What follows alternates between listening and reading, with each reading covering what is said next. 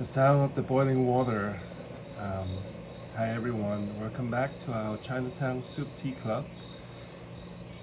Today we have episode 13, so we celebrate the New Year's of Chinese New Year last episode, last month. Now we're going into our kind of first offering of the new year. After the 12, we have the 13. And this is April. And we're gonna visit something that I usually don't give out for people to try it because it's a little bit advanced, but also something that people might not be familiar with, even though the cultivar is very familiar, is a red tea. This time we're gonna introduce all of you to a Jingmai Mountain 2019 red. So these are the same leaf that in Jingmai that make into either cook puerh or shang puerh. But the makers of this tea decided this time he wanted to make a red one. So I'm very lucky to have this, and it's been in our storage that we've been aging since 2019. And I would love to be a little bit more slower today to go through what I like about it, how to brew it, and a lot of little questions that people might have when brewing tea in general. As you know that when we do a little tea tasting or just making tea for yourself, you want to warm everything up. It's just a politeness or ritual, you call it. But for me, it's just to set our mind into that zone that I'm making tea now. I want every vessel I'm going to touch to be clean. It's not a physical clean because the cup's already clean before that. Is it an energetic clean, or it's just more of a mind clean in a way? And we just came back from San Francisco visiting a very good friend, which is also a tea lover. We talk a lot about what is the mindset when we're doing tea. Is it something that you don't think about the past, you don't think about the future, just for the moment? Or what should be right in the moment that is not forced out, it just came naturally by experience? So no time per a lifetime is a wrong moment as long as we do it at that time, and there's always a reason.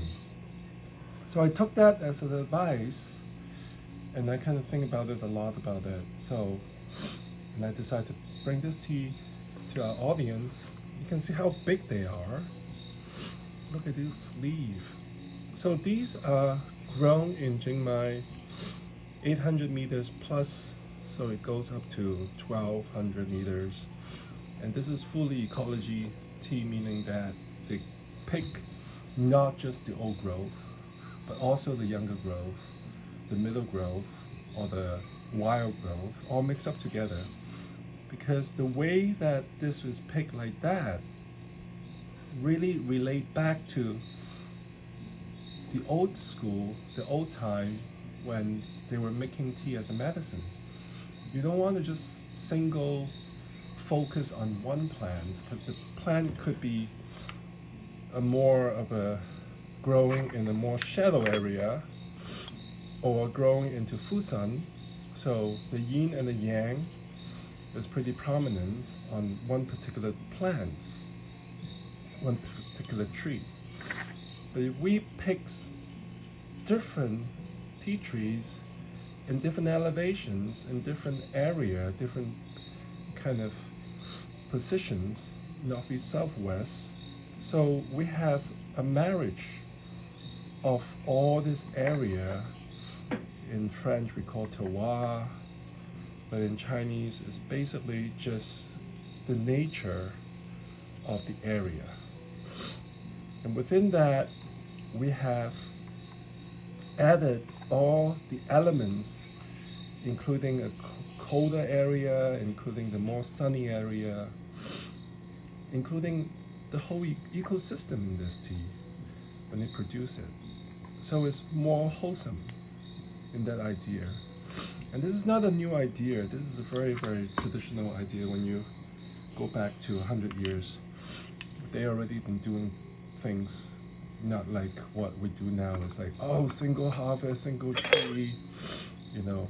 And if we do that a lot, then I don't think that single tree trunk will survive. Just like our conversations with my friend this time, you know, the Songjong in Wudong Mountains already passed because of that idea of let's just pick one tree. So, based on that idea, we are really kind of trying to brew out the area and what is this area represents, and that's the mindset that I'm gonna have to drink this tea without judgment, without, oh, I want this to happen, so I want that to express itself. None of those. It's just a conversation between me and the tea and my skill.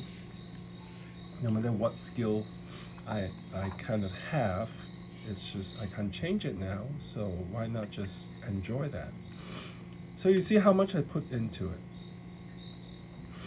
And this is not by accident I put that much into it.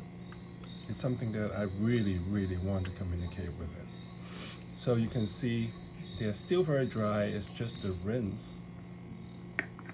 And you can see there's not much bubble because I'm not being aggressive at all.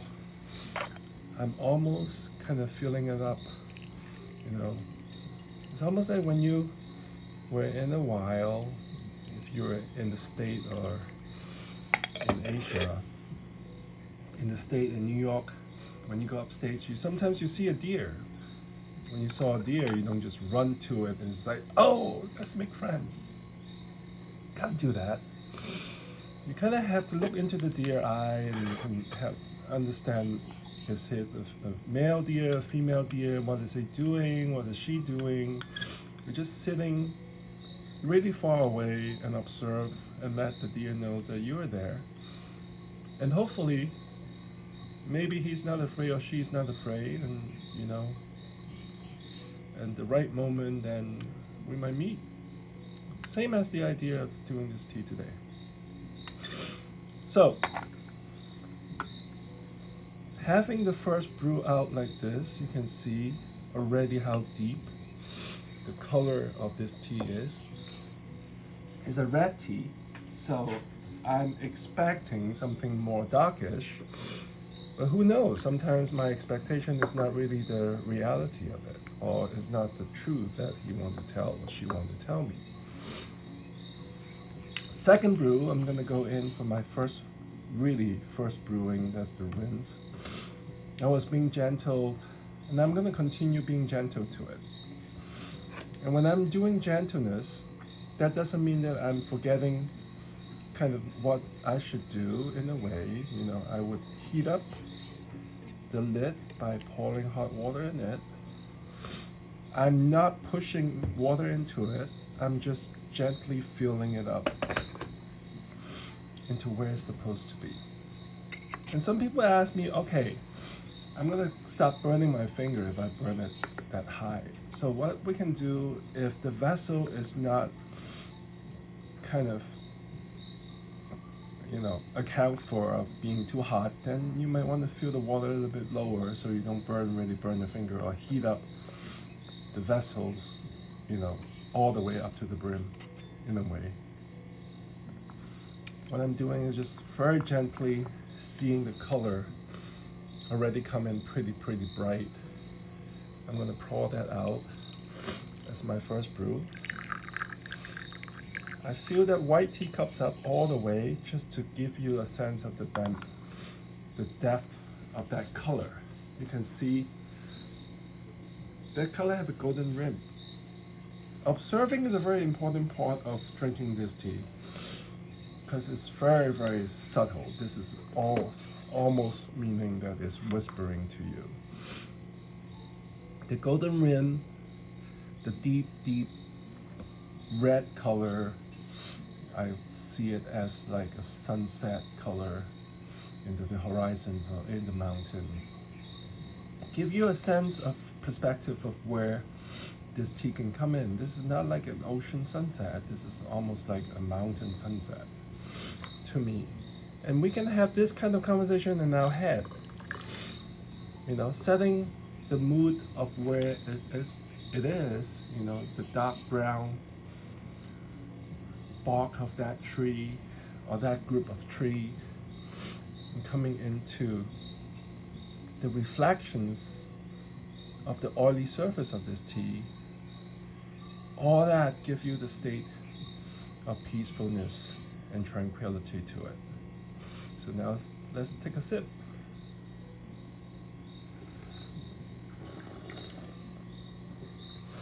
I'm not doing a pairing, meaning usually when we do a really, you know, in-depth testing, you slurp very strongly. I'm not judging this tea at all. I'm just letting it come to me. So you can see that's in oily, and when you have this oily surface of it, that means that at least I'm doing justice to the tea leaf to bring out the nature of it. Have you slurp it? The immediate taste of kind of an oxidized tea, which is red tea. And we always have this conversation about, oh, what is red tea, what is black tea, what is dark tea? I mean, in Chinese category, red was pretty simple because it's just red tea, hong cha. And dark tea is hei cha. Black tea is, I don't even know what that means anymore, because, you know, people said this is fermented, sometimes people said it's that, sometimes people said it's this.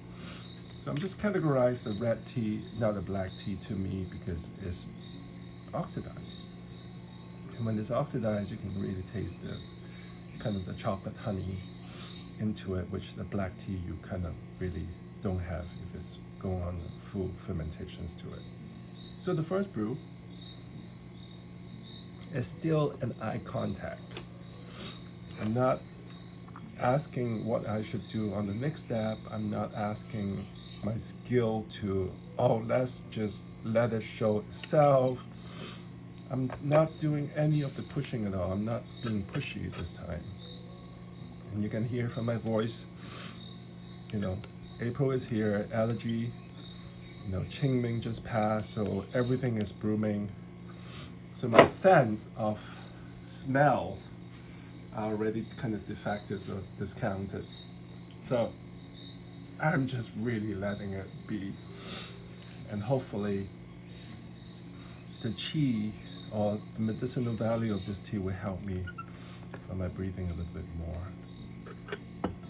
I'm going to do this, the second brew, which usually is the body of the tea, to go into a fair cup so we can kind of see the full color of it. And you can still see the first color representations over here. See how dark this is? Okay. So, second pour.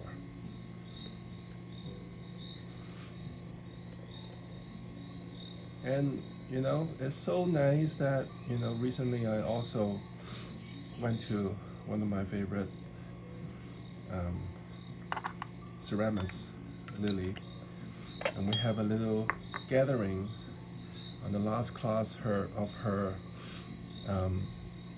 ceramic class that she decided to do gaiwan and teapots. And we have a really good gathering of all the students of their final results, and we talk about using the gaiwan and, you know, how did you brew with your own vessel. And I told them it's like a pet, you know, and it's more than a pet because you make the gaiwan, you make the teapot yourself. So the next thing you need to do is to understand the characteristics, just like me understanding this tea characteristics. So learning the characteristic, you cannot just have it for one time. You have to be continuously having that conversations to it, then you can see. You see how deep this is on our second brew already? So that means that my body is coming out. And to confirm it, I'll just take a sip of it.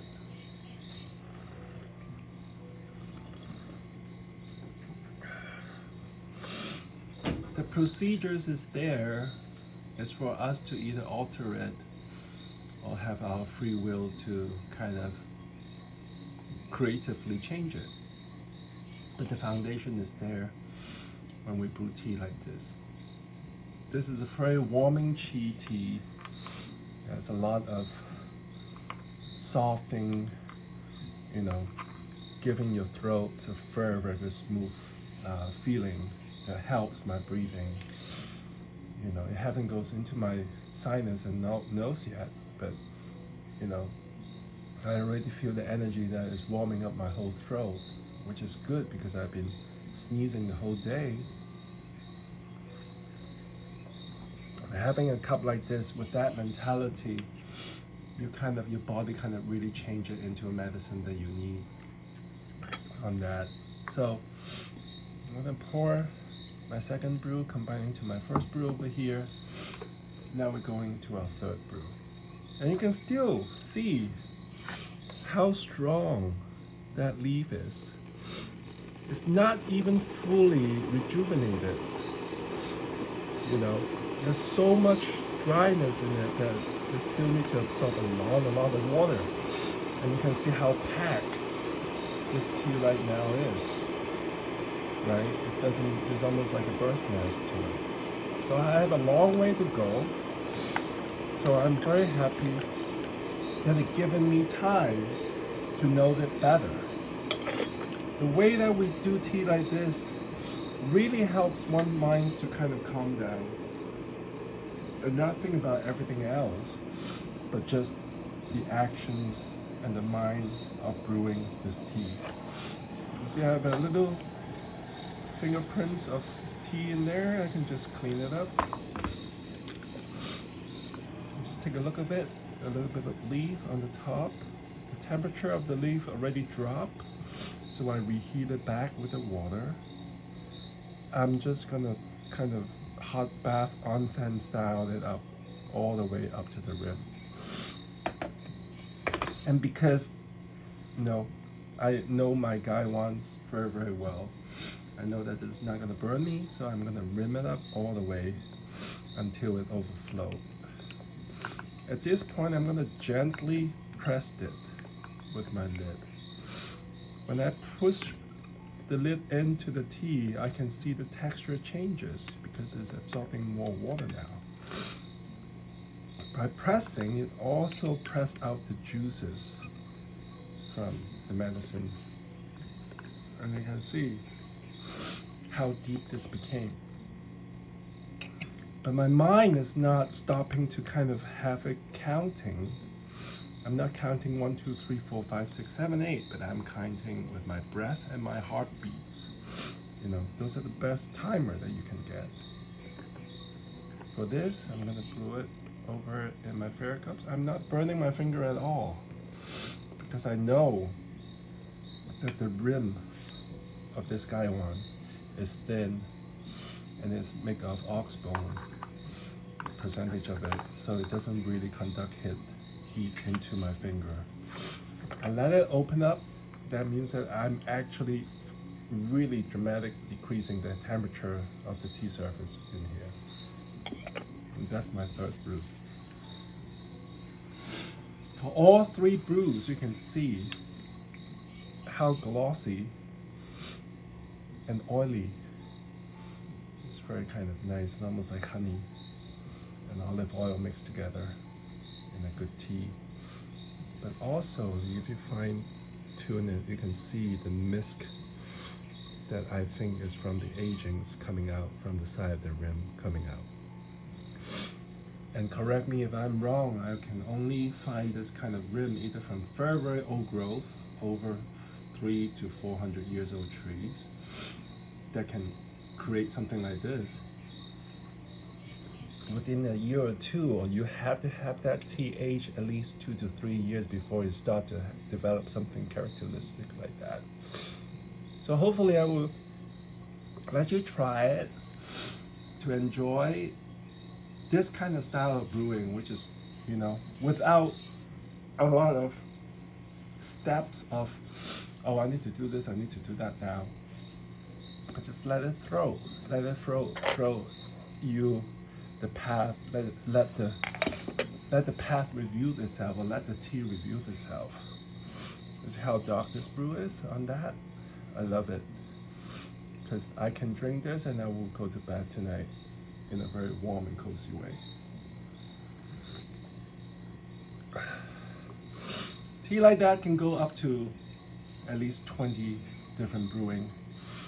And people questions also is, okay, I have this and I'm full and I'm not going to brew it again, then what are we going to do? Can I keep it? I might have to throw this away. Please don't throw it away. We're just touching like 10% of this, potential of the tea. If I'm going to bed right now and I have to stop this process, I'm done with this process, I'm satisfied, I'm happy, I have a little chat with the tea, then what do? Since these vessels and the tea already go down, temperatures right now is more like, maybe 98, 100 Fahrenheit. We want to bring it back to its full temperature of boiling. What we want to do is to pour hot water into it. Since this is not a brew, I'm going to be more aggressive. Go into the center of the tea, have that, pour it out immediately, let it drain, because now I'm fully heating it up to like 90 degrees Fahrenheit, I think, all around. And then I'm going to put boiling water again in a strong way. I'm going to seal it. When I said sealing it, I'm actually using the water as a barrier to seal this gaiwan. When it's sealed, you can see in just maybe in 20 seconds, you will see that there's water sucking back inside into the gai and the wand. And that create a vacuums. And that's what sealed it for at least 12 hours. Of course, you don't want to do this and leave it for 2 days. Anything will mold over 2 days. But if I'm just going to go to bed and I'm going to wake up tomorrow morning, then what happened? This temperature will go down. The tea only can extract as much as possible by heat. If the water temperature is lower, it will extract only as much as the oil as possible. Then it will stop. Then you might extract a little bit more aroma or the taste of it, but not the energy of it. So what happened is, when I came back tomorrow morning and see this, what I would do is then I would pour this out, because this is cold already, right? This is a cold cup of tea, and you don't want to drink a cold cup of tea, especially first thing in the morning. You want to have boiling water going down again. What's happening is you're reheating the whole vessel, including the tea leaf. Let it sit a little bit. Let it come back to temperature. And we're gonna actually extract this. Then your tea leaf is hot again. And you have a cold and hot mix, it will be warm. And if it's still too cold for you, put boiling water in there. And that could be your first cup. And then boiling water in again. That would be your first brew of the next day. You can continue this until you exhaust the tea. And for some really, really good tea, what I would do after 3 days of doing this, or even 4 days, or 5 days, or even sometimes our record is 3 months. That's crazy, nobody believe it. What I would do is put it into a vessel so I can actually boil it until the last bit of the flavor that usually have a little bit of color coming out before we recycle it or we going into fertilizer. So I hope this helped. I hope everybody kind of learn a little bit about this red tea from Jingmai Mountain in Xishanbanan. We're going to feature a little bit more about Jingmai Mountain tea because we already have the experience of brewing at least 3 to 4 different vintage raw puerh in our previous episode. So to further educate ourselves using the same kind of cultivar, which is Camellia sinensis assamica, to brew it with the process of making it into a red tea, we'll further educate ourselves about this cultivar. So hopefully you enjoy this, and thank you for watching. And do ask me if you have any questions about brewing, or any idea that you have a question about. We'd love to answer you for that. So enjoy. Thank you.